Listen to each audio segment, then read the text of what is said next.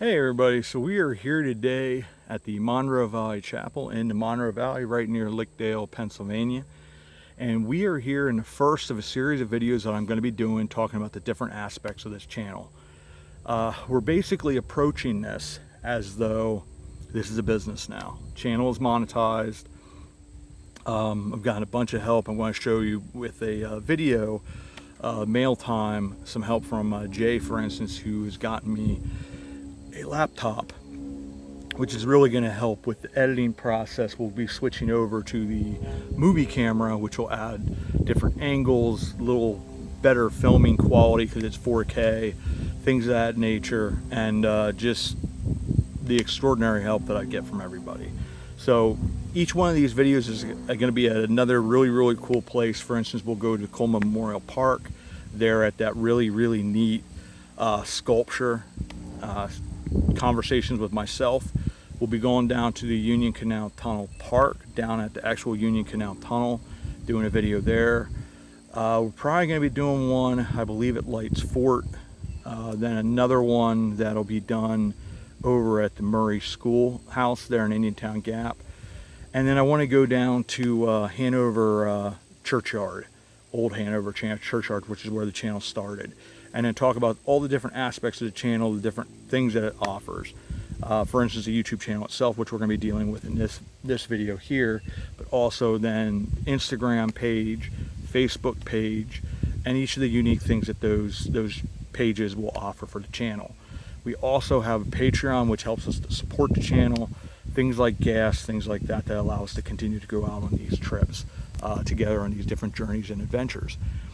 Also, we have the Painted Squirrel Shop, which is where we have a bunch of the photography that is being shown.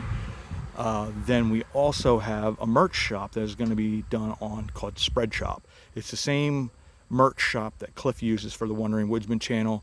I'm just sort of working my way through that. You can now do AI art.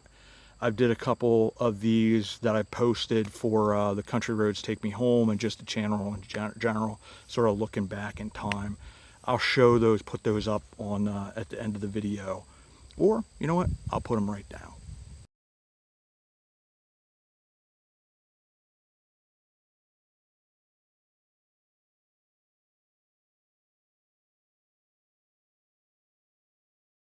So those are just some of the pictures that we're going to have with the channel. Those will be used for some of the different merchandise, like the shirts. My niece Ella is actually going to be doing artwork, like a kids line. You know, we're going to get up to more adventures and whatnot. She does these really big-eyed creatures that are really cutesy, and it sort of gives her a chance to get her artwork out there because she's really good, phenomenal. I call her a little artist, but she's getting older now, so I can't make fun of her as much for being a midget. But anyway, so we have all different types of aspects of the channel. We're also looking at other things as well that we're going to be doing with the channel. So we'll talk a little bit about that, and then at each of these places I'm going to tell a little bit of the history as part of the video as well. But first off, let's talk about the channel. So as you guys know, if you followed, especially those of you that have followed from the very beginning, this is the Hometown Historian channel. My name is Jonathan Miller. Love history. I'm now, I guess I consider myself a historian. I've just started to do lecture circuit for Daughters of the American Revolution. I did one on the Hanover results, which we've done a couple videos on that. I want to do a more in-depth one that goes a little bit further into the results themselves and some of the other results that came out from other towns as a result of that, sort of the direct connection there. This Sunday on the 22nd, I'm going to be doing a lecture on the Constitution, its local connections and such, its significance and things of that nature. For the Sons of the American Revolution, I've actually been doing, just as of late, a bunch of stuff on ancestry with my line, and has taken that line back to, I think, 1629. I found out 1709 when the Walborn family came over here, and that they fought in the Revolution. Two of them, one even crossing the Delaware with Washington. Actually probably have a video going out today, one of the shorts on Martin or Martinus Walborn, buried over at Christ Evangelical Lutheran Church. So the channel right now, we have a number of different series. A number of those I want to try to start getting back up. It's just been been a very trying time. I lost my job, which is another reason why this is becoming my main vocation. I'm not going to go into the whole stuff with the job because it was not right. So it's been sort of hard in that regard. So it's like trying to get together what funds I have to go and do what I can. There's a dog over there watching me. He's guarding his territory. Woof, woof. I don't think he heard me, but it's sort of trying to get out as I can, put together as many videos as I can. And then I'm also dealing with the injury that happened that sort of led to everything. I got to be careful how much I'm on my feet. For instance, last Saturday, I was at the Harvest Festival at Schaeferstown, which is run by Historic Schaeferstown Incorporated at the historic Alexander Schaefer Farm. Phenomenal event. Was so cool seeing everybody. Weird thing is all of us have boots now because we all have injuries. But that wound up being a little bit much, and I struggle with being out in direct sunlight. Part of that's probably medications that I'm on, part of that's the diabetes, and who knows what else. But so I'm continuing to try to get out as much as I can. I'm hoping maybe the next day or so, or maybe this weekend, try to get out the Muhammad Ali video. I got to contact the gentleman that runs that to let him know, because he wants to put everything on their sites for the Madden family, because they're the ones who actually run that. And so that would potentially be a pretty big jump for the channel. We are going to make a video up of a couple Saturdays ago. We did the hometown history of Myerstown in a time of war. The host was Staff Sergeant Daniel R. Fisher, and that's who I portrayed. Full military regalia, and really was a cool event, but took a lot out of me. And so I didn't make it down. I wanted to go down to Brickerville to the 150th anniversary of the Coleman Memorial Chapel, and then on that Sunday you could go over to Elizabeth Furnace, which is right across the way, which I would have loved to be able to do just for the photography alone, just to be in a place that's the historical significance of it. But it just sort of have to watch myself right now, physically, what I'm doing, and just be careful. But the channel's moving in the right direction. You guys have really helped that to be what it is, and I can't thank you enough. Some of the interesting stuff that may be coming up here, as stuff sort of gets settled financially, I'm going to get an electric bike. I see a bunch of different people like Jay from JP Videos, my one friend Jake, he does his own YouTube channel as well. They're doing a bunch of stuff with these electric bikes, and a regular bike would be very hard for me to handle, whereas an electric bike, that can actually take us to a lot of the places that right now physically I can't do. I have a GoPro camera, thanks to Sylvia for the drone that she gave me. I'm either going to use that or buy another one and put that on the bike so we can go on those bike adventures I was talking to you guys about, sort of like Country Roads Take Me Home, but the bike version. And that's also another thing that will be happening here. We're starting to look at getting that drone up, me getting an FAA license, so I can actually show you guys the world from a different perspective. I got to talk to a bunch of my different friends about it, how they do it, and that type of stuff, but that'll be another thing. Some of the other stuff that's coming up with the channel probably in the next year or so would be the documentary style videos that we're planning on doing. We have several new series, Then and Now. I just did a video for that that we're going to be doing a lot more of. We'll probably be doing some long forms of that up in Centralia, just to see what the town, stand in certain places and then show the photography of this is what it would have looked like back at that time. I just think it's a cool perspective. That's why I like those Images Across America books so much. Which I want to say a special thank you to Lindsay for sending the Route 6 book and the Pennsylvania Turnpike. We're going to be doing a series on both of those because of Lindsay. Thanks, Lindsay. I think it's going to be awesome. I want to start at the New Jersey border with Pennsylvania, at Route 6 there, and then go the whole way across the state at some point. Maybe this fall we'll be able to do that, because if some things financially get solved, I have the money to do so. I would really love to do that because it is such a beautiful highway, and the towns along there, you know, Wellsboro, Towanda, Cottersport, are just absolutely stunning. And I think it would be such a cool trip to go with you guys on, to just see a whole route across the entire state. I think that would be a lot of fun. So I think that's something that we're going to attempt to do here in the fall, maybe. We do want to return up to Jim Thorpe again. There's a couple different things that we want to hit. I know Ralph and I, at some point, I got to put out the Ricketts video yet. That'll be coming out probably in the next week. That was another one of those abandoned towns. That was the last stop that we made. We actually went out to Concrete City. So I will make a video on that as part of the fun with Ralph and John. We just didn't, it just rained, and the GPS took us to the wrong coordinate of how to get up there. Actually have a parking spot where you're not blocking people's driveways, and do that as well. But yeah, so we'll have a bunch of those series. We'll be starting up some new aspects of the channel that I'm really, really excited about. So the channel is going to continue to grow. We're going to continue to have all kinds of new things that we're going to do, places that we're going to explore and all that. And really, at the end of the day, it is thanks to you guys that I'm able to do this. So this will, once again, this will be a series of videos doing with the business of the channel, talking about the future of the channel, maybe a little bit of the history of the channel.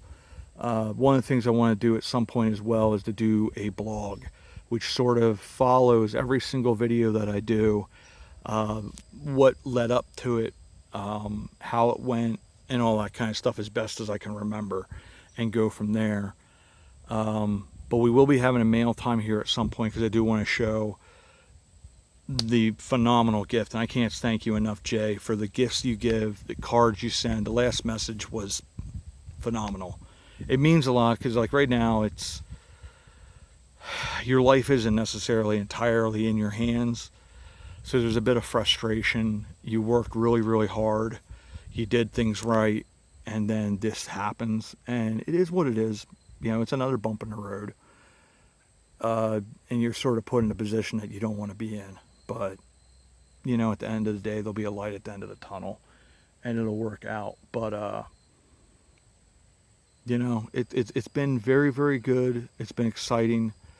I think Tyrone said it best. He said, you know, the channel needs you, but I think you need the channel as well. And that's very, very true.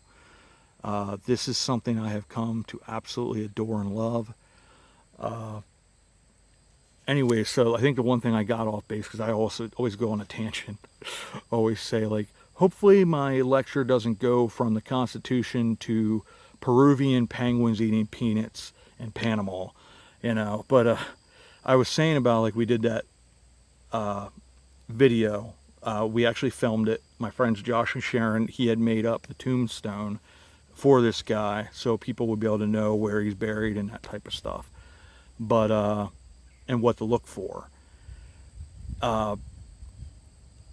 Because of the accent I use, it's sort of like countrified, and somehow that's just how it is. You know, you just sort of talk like that. It softens the voice enough.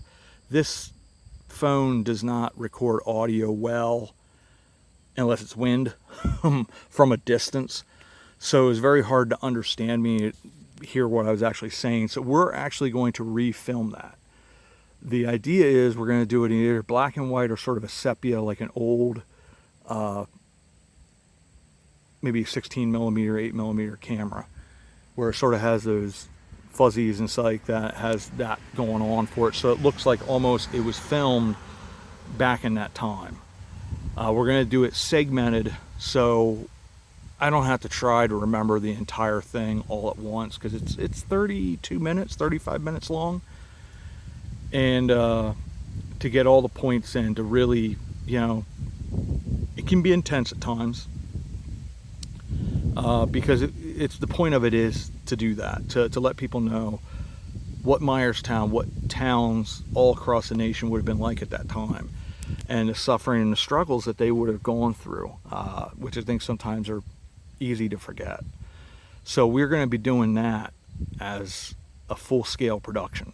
I'm hoping maybe we can get that done in the next 2 months. We're going to wind out doing it on DVD form. So Isaac Meyer Homestead could benefit from that. Also, probably Lebanon County Historical Society to have that available for people to buy. No benefit to the channel or to myself, but purely to be used as a benefit to those organizations because of the good things that they do. And funds are always needed for whatever is going on with these different organizations, with preserving buildings like this, or just buying more history and make sure it stays in a place where it needs to be sort of preserved for the future generations, and that the history of it is also understood. So that will all be part of what we're doing with the channel. Another thing we're going to be doing as well, something I've sort of fallen in love with, and we've actually talked about a little bit in the channel already. A couple of the different cemeteries that we've gone to, is like, wow, these marble stones are really, really clean. Somebody must have came and cleaned them. It's something I've always been highly interested in doing cleaning of gravestones, but you really, really need to know what you're doing. You need to understand each stone, what can be done, what can't be done, how to look at it to know, okay, this stone just can't be touched. It's too fragile at this point. You would be doing more damage to it than good. We're going to be doing, the first stone that we're going to be doing is my grandparents, my grandpa Walborn, Elmer Walborn, and his wife Helen Walborn, because I want my family to be able to go to it and be able to actually see it. Then the next ones we're going to be doing is Daniel Fisher and his family, because the pictures on Find a Grave are probably from 10 years ago. So we made the stone up that we were going to use for the presentation so people would know what to look for, like that. Well, it turns out when I found it, as you saw in the video, they have a lot of that living organism type stuff on them where it darkens. It's like lichens and mosses and that type of stuff. So I got to get permission from whoever's in charge of the Union Cemetery to be able to go and do that. Granted, it's the easiest one to do, because as long as you're using a lot of water and you're doing the right type of brushes and that type of stuff, you're not going to damage the stone. You just kill the organics on it, and then over a 6-month period or so, maybe 3 months, if you do it over winter, it'll continue to clean that out because the stuff's down in the pores, and eventually that stone over time will get cleaner and cleaner and cleaner because the organic materials are being killed and removed from that stone, so it goes back to its original state. So that is going to be another series that we're going to be doing as well. We're going to start that up. I think that's something that's very, very cool. It's about preservation of history and those types of things. So that is our channel. A lot of great series. Country Roads Take Me Home seems to be one of the favorites. We're going to start doing some more haunted history stories because we're coming up into that time of the year where haunted history is going to be important. We are going to be doing 2 historic walks in Myerstown coming up. I believe it's November 2nd. I'll change it if that's not the date, but I believe that's the Lantern Walk, where I'm going to be telling haunted stories, including the murder of Isaac Meyer. The December, we're going to be doing, I think around the 14th or 15th, we're going to be doing the Victorian Christmas tour, which is going to be talking about Myerstown and what it was like over here in America and how Christmas was celebrated, how it was changed, the traditions that came across, a lot of that from A Christmas Carol, Charles Dickens' A Christmas Carol, and just talk about what it would have been like in the 1880s here in America. So I think those will both be really, really cool events. Probably not till next year we're going to start looking at doing our first YouTuber meetup events. Probably going to do one Myerstown, Schaeferstown, and then do the first one in Millersburg for the ferry. You have the, I believe it's, I'm trying to think of what his name is now, but he's the famous artist from over in Millersburg. I don't want to say the name wrong, but they have both a nature center, like natural, where you can go hiking, and they also have the art center, because he did a lot of wildlife art. He was the guy that did a lot of the trout stamps and things like that for Pennsylvania. It's very, very cool art. My dad was like his favorite artist, because my dad loved everything wildlife, and it makes sense thereof. But anyways, that is the YouTube channel and what we have to offer. I want to try to do more and more where we start doing polls, maybe start doing lives, things like that. I just got to figure the technology aspect out. And once again, thanks to Jay for that laptop, because that will really helped things with the editing process, trying to get this to a different level professionally. He didn't have to do that, and just the help that Jay ordinarily gives me. I love your input on everything. I know the country roads are your favorite. Some of these other series like the Hometown Country Church, Pennsylvania Historic Marker Series, America's Rail Stations, Local Legends, Why Is It Called That, History in a Minute, which is basically the shorts version of Pennsylvania Historic Marker Series, and just so many more that we want to get going again, like the Hometown Histories, Heroines of Hometown History, the Tales of Hometown History. We need to get the Hometown History's Greatest Inventions. One of the series that's also doing very well for us, Sports Greatest Hometown History. And the Hometown History's Automotive Genius has been a lot of fun. Just whenever I see these old cars out, going and doing a quick short on them. And I'm sort of changing the way I do it now, where I'm giving a little bit more information on them, researching them, and not just, there's the car, it's really nice, it's blue. I actually try to get a little information on them so we know a little bit. Like, the years are sort of hard to tap sometimes.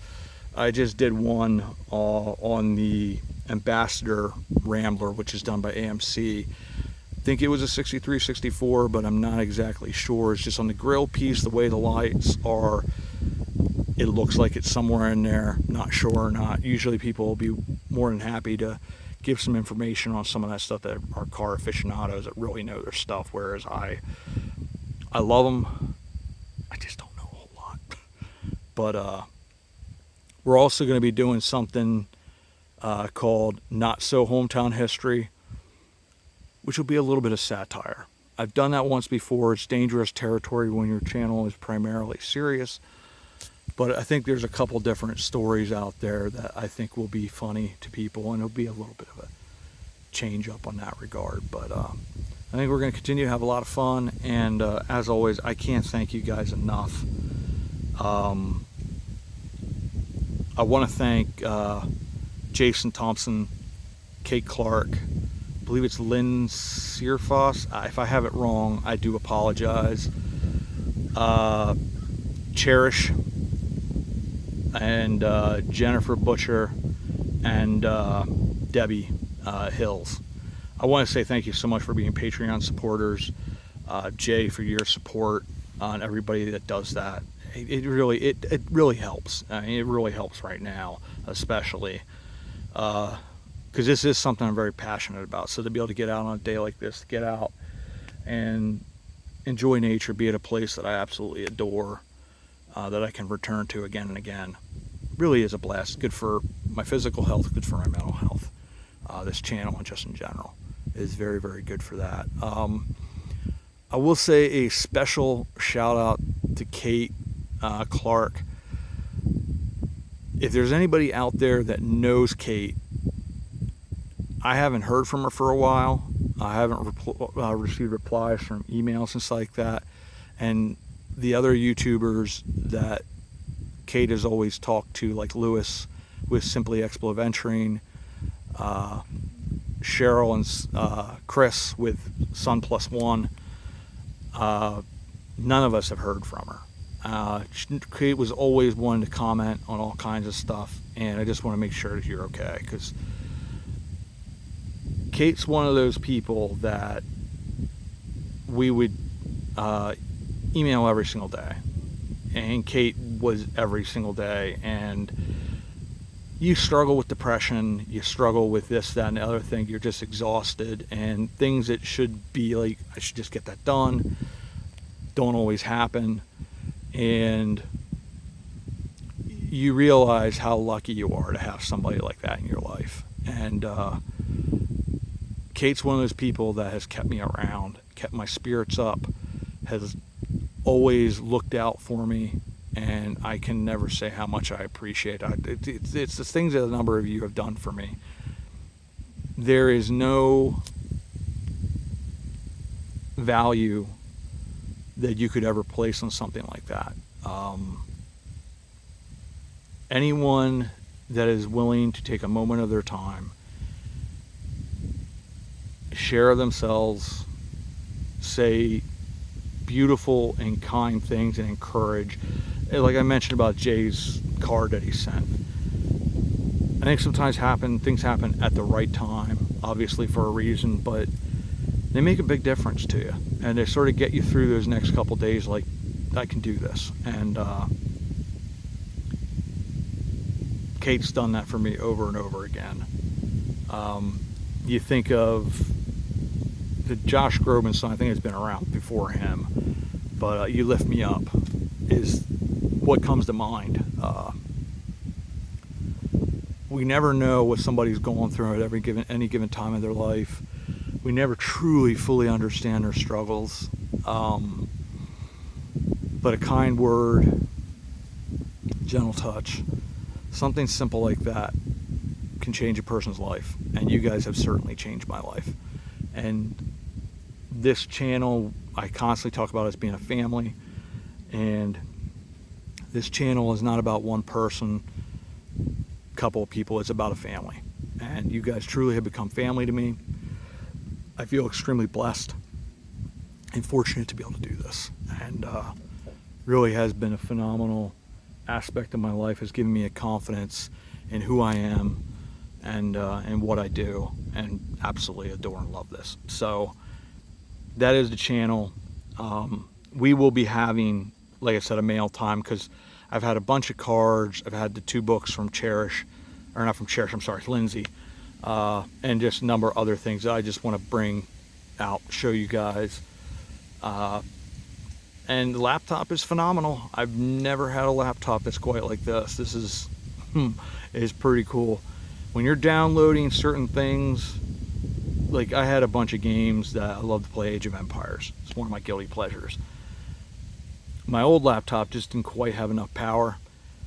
You know, this is an older game, so it's not the size of the games that you have today, but it's big. When it downloads a game like that in 25-30 seconds, it's a good laptop. So we're gonna have a lot of fun with that. I got to get Animoca and CapCut on there, because I want to continue to do the shorts with my phone, because that's the format. It's the vertical upright. If you do them like this, it'll cut off. Let me put that. It'll like cut off like here and then over here, so you'll see my beautiful face. But if I'm over here, half my face will be on the camera and half of it won't.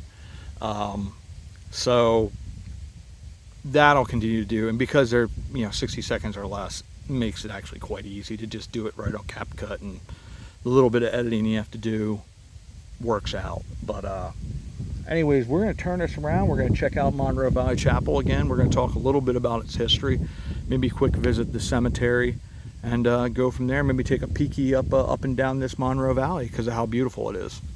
All right, we'll see you in a sec. So that's my seat. This is actually, my dad was a long-range rifleman back in the 60s. He was a sharpshooter. He used to shoot 1,000-yard, and still works well today.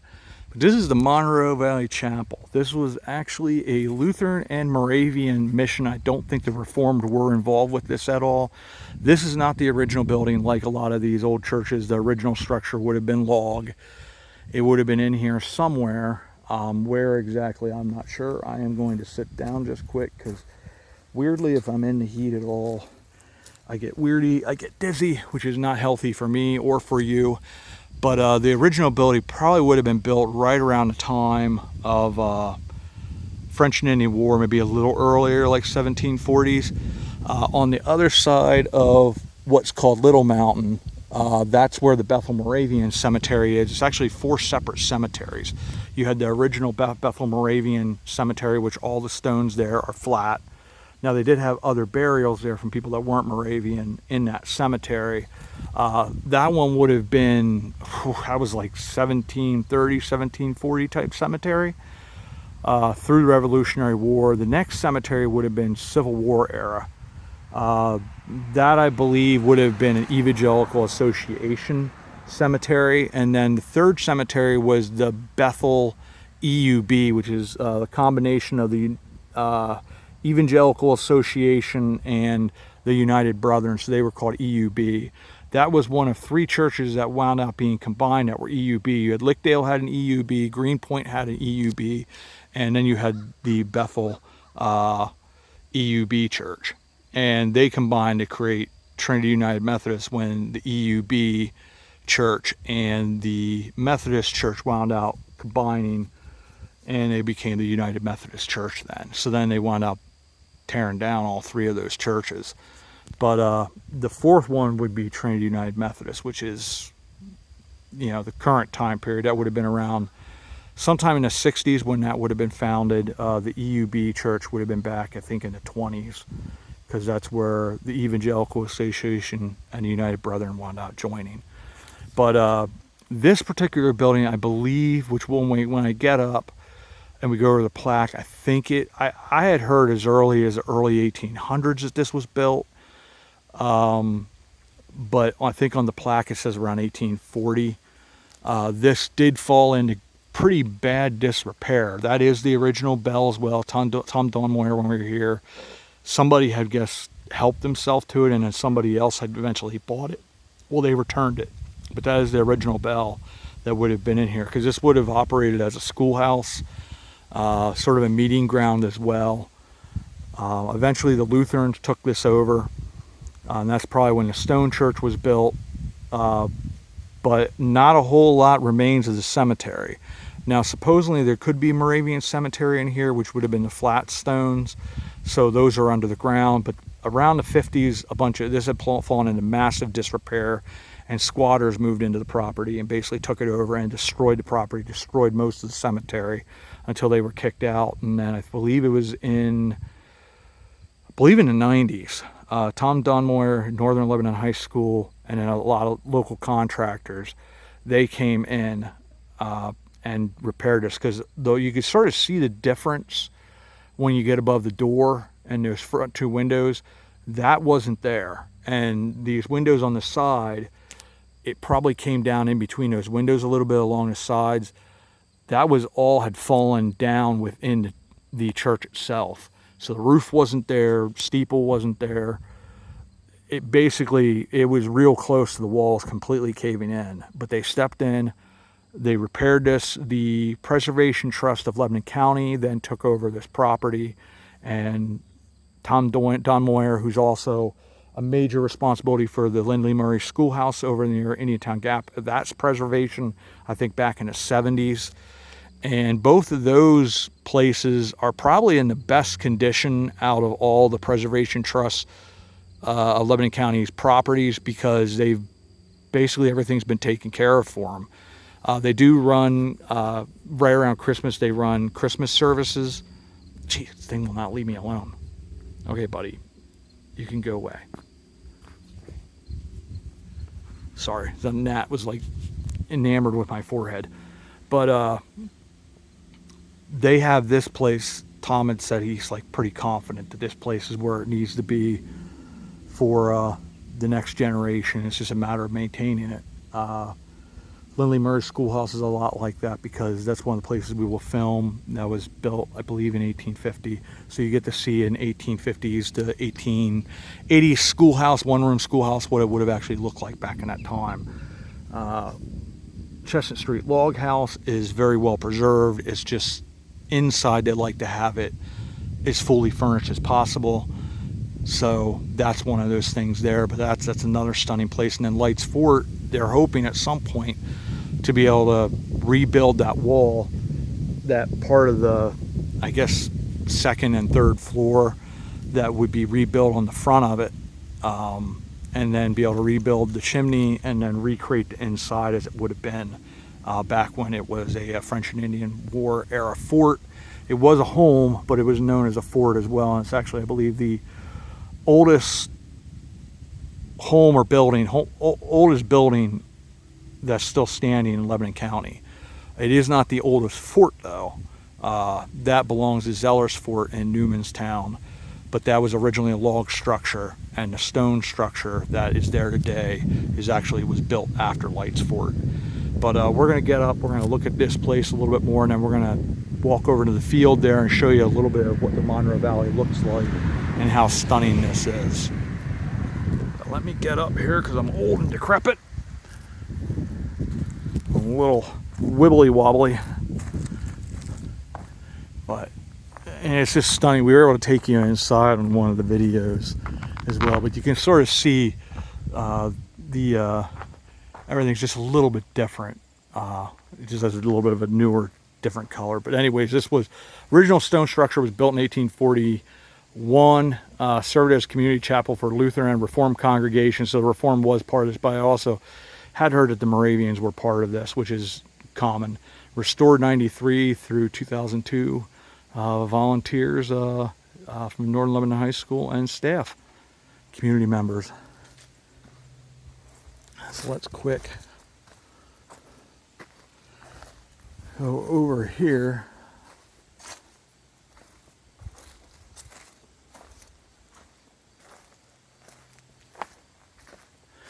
Get a little bit of a vision of the Monroe Valley here. But they say all throughout here is probably cemetery, but like I said, the squatters ruined quite a bit of it, and just very, very brutal what happened here. And like I said, if part of this was Moravian, the Moravians naturally had their stones flat, so a lot of times, like the Bethel Moravian Cemetery, you just can't see them, but you just see how stunning it is through the valley. And then you go down through there, it's even more stunning because you go down and see through to the Swatara Gap. There's a Henry Bixler. There's always one of my favorite stones here is the one is, I forget what her name is, but it's one that you can actually read to a degree because some of these are in German, and also because of how old they are, they just get worn over time. These would actually all be white because these are all marble.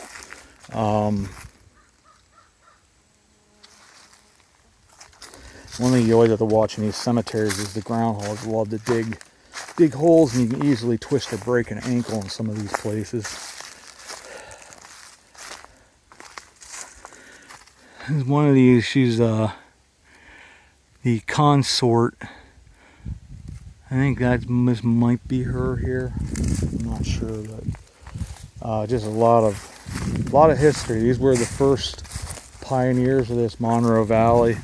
And like I said, at the time, this would have been, they always sort of read an old, everything was called the Hole instead of Swatara Gap. And you can see Swatara Gap straight out there beyond that home and that farm. You can see the mountain, the Blue Mountains sort of separate there, where the Swatara Creek comes through. And yeah. So that is the YouTube channel. That is our video for this, seeing the Monroe Valley Chapel here and everything this would have served in this area.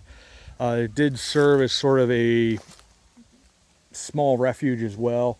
This was originally built as sort of a mission to the Native American tribes people that were in this area. That was Moravians were big for their missions to the Native Americans at that time. Count Zinzendorf, who we've talked about quite a bit, who was the father of the American Moravian Church, founder of, I believe, Lidditz, Pennsylvania, or as Regis Philbin liked to say, Lititz. But as always, I want to say thanks everybody for coming along. Thanks for continuing on this adventure with me in this journey. And let's, as always, get up to more adventures and whatnot, and we'll see you all about town. Remember, history is out there, my friends.